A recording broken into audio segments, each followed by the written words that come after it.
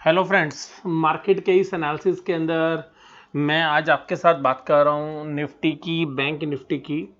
और जैसा कि आप शीर्षक देख पा रहे हैं कि क्या निफ्टी को बैंक निफ्टी नीचे खींच सकता है।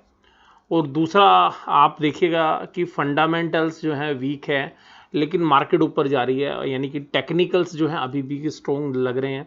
और जिन लेवल के ऊपर जो है क्लोजिंग आई है निफ्टी के अंदर, तो वहाँ पर तो क्लियरली ये देखने के लिए मिल रहा है कि जो बियर्स हैं उनको पटकनी दे दी है बुल्स ने।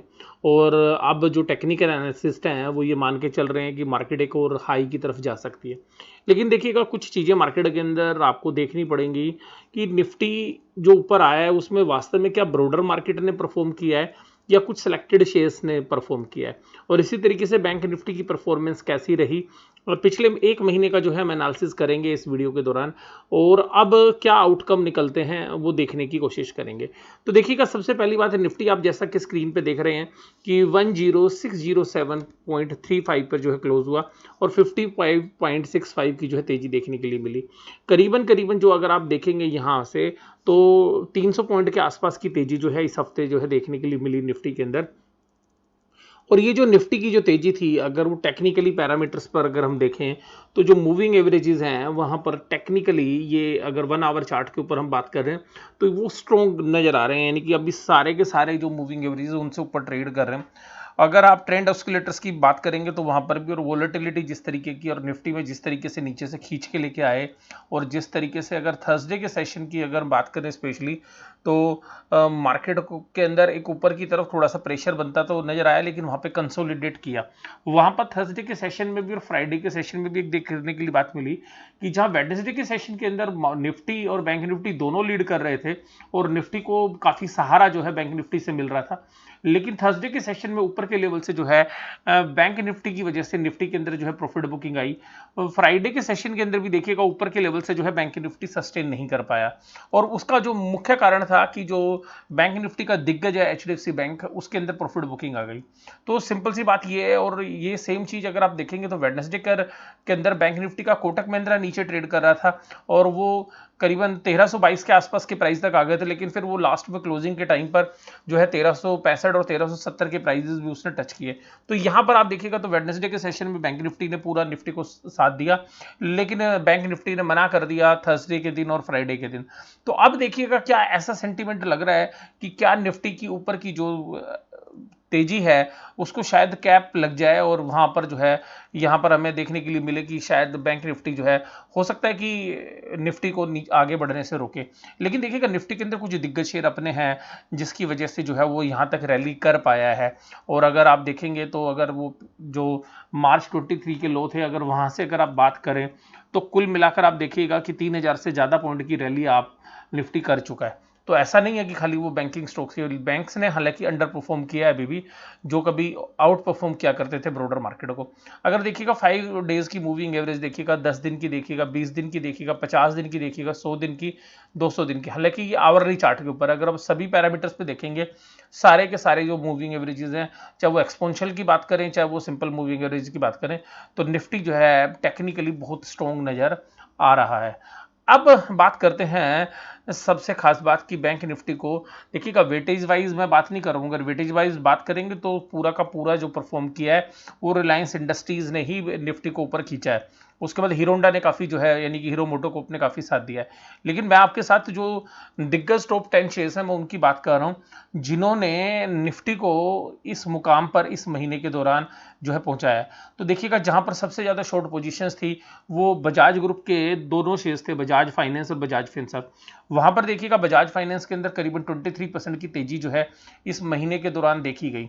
अगर आप मंथ्स के हिसाब से देखेंगे तो मंथ्स की जो डेटा है वो आप देखेंगे कि वो मैंने इस तरीके से लगाया हूँ कि जो सबसे ज़्यादा बढ़ने वाले हैं वो सबसे ऊपर लगे हुए हैं, यानी कि डिसेंडिंग ऑर्डर्स के अंदर हमने जो है इंफॉर्मेशन मंथली बेसिस पे लगाई हुई है।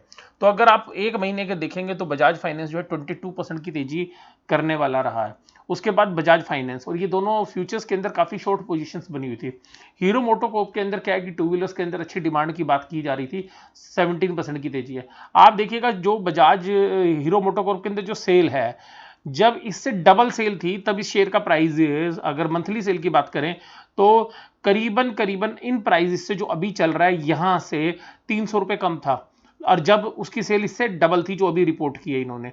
अब देखिएगा यहां पर एक बात देखने के लिए मिल रही है कि क्या आपको लग रहा है कि आगे आने वाले 2 महीनों में या 3 महीनों के अंदर या इवन 6 मंथ्स के अंदर हीरो मोटोकॉर्प जो 2019 की जो सेल्स थी उनको रिकवर कर पाएगा?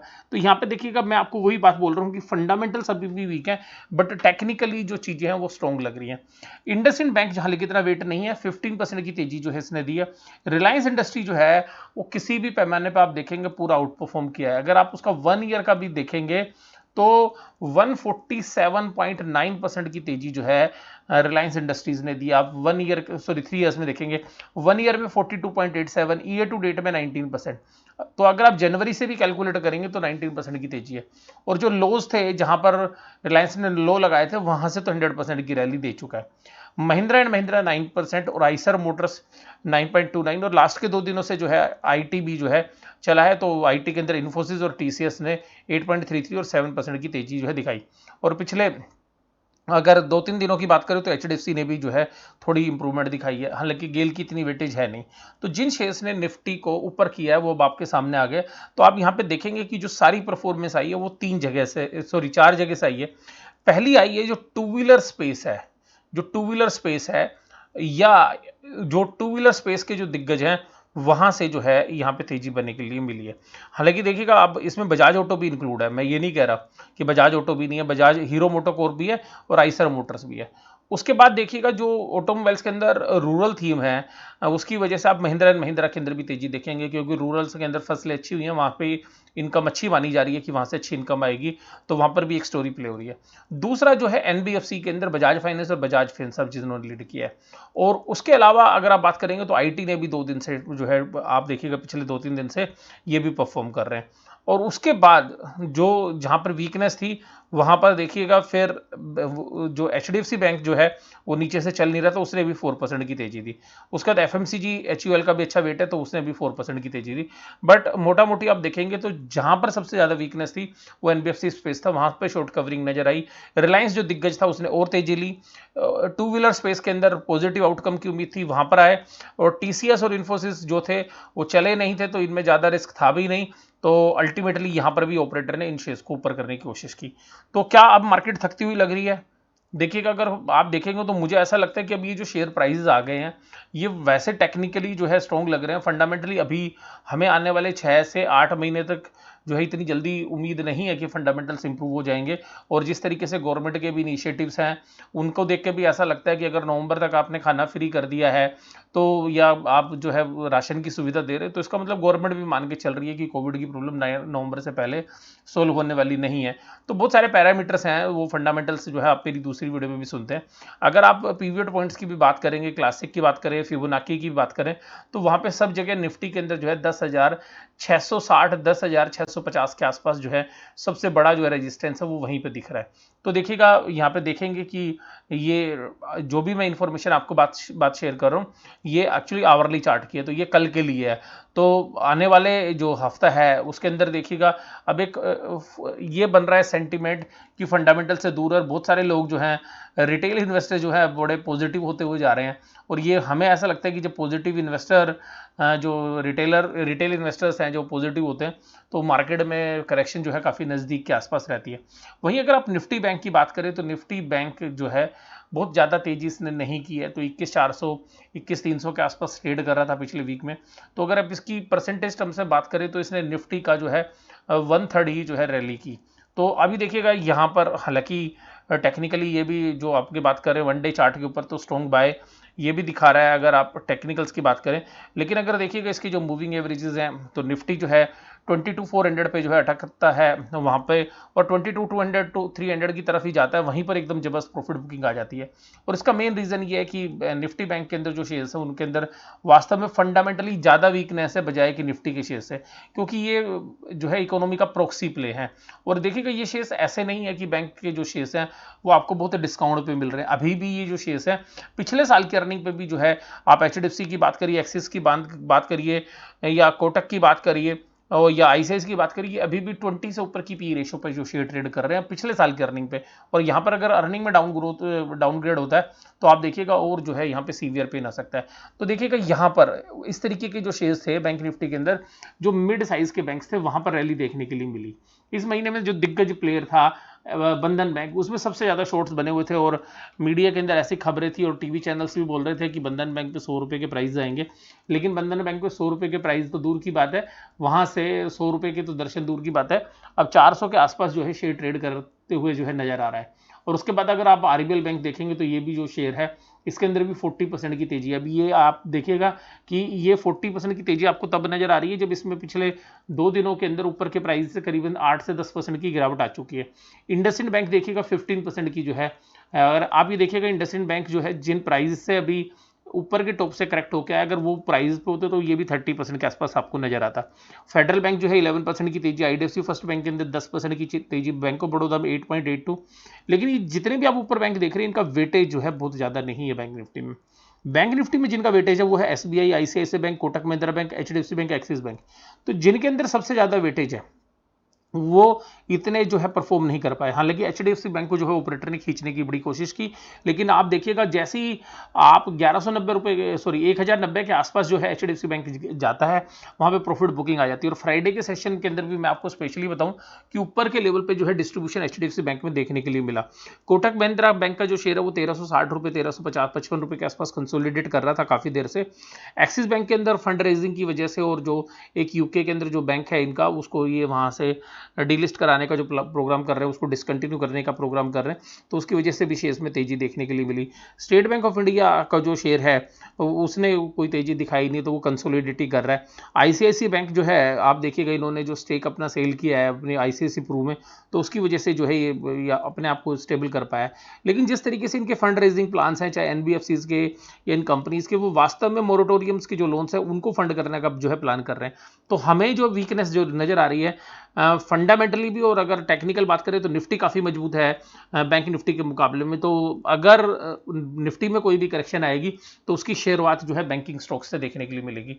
लेकिन एक बात जो है आप देखिएगा कि करेक्शन अब होगी, अभी थोड़ा सा कंसोलिडेट करेंगे 5-10 दिन और, या क्योंकि मार्केट वैसे भी काफ़ी चल चुकी है और इतना चलने के बाद हम अक्सर पास्ट में भी देखने को मिला है कि एक करेक्शन जो है आती है यहाँ पे। और जो जिस तरीके के वॉल्यूम रिड्यूस हो गए हैं ऊपर के लेवल पर, और जिस तरीके से ऊपर में पिछले 2 दिन के अंदर जो है स्पेशली निफ्टी, बैंक निफ्टी अटका है थर्सडे और फ्राइडे के सेशन में, तो हमें लगता है कि बहुत जल्द ही वो जो है करेक्शन आ सकती है। लेकिन वो जल्द का मतलब ये नहीं है कि आज या कल, लेकिन हो सकता है कि हफ्ता या 10 दिन भी अभी लग सकते हैं। जब तक वो रिजल्ट आने शुरू होंगे तब सारी पिक्चर जो है मार्केट में जो है सामने आएगी लोगों के, तो शायद तब जो है रिएक्शन होना शुरू होगा। तो तब तक के लिए मुझे ऐसा लगता है कि मार्केट में भी वोलेटिलिटी जो है भी रहेगी, और मुझे इस वीक के अंदर भी लग रहा है कि मार्केट में काफ़ी उठाफटक हो सकती है।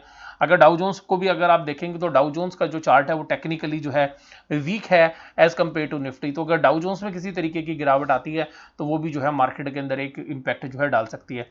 लेकिन क्योंकि पिछले महीने जो है बुल्स का काफ़ी पोजीशन हैवी थी और बहुत ज़्यादा जो है रनअप जो है बुल्स की तरफ से हो चुका है, तो अल्टीमेटली जो है बुल्स भी अब थकते हुए थोड़ा सा नजर आ रहे हैं।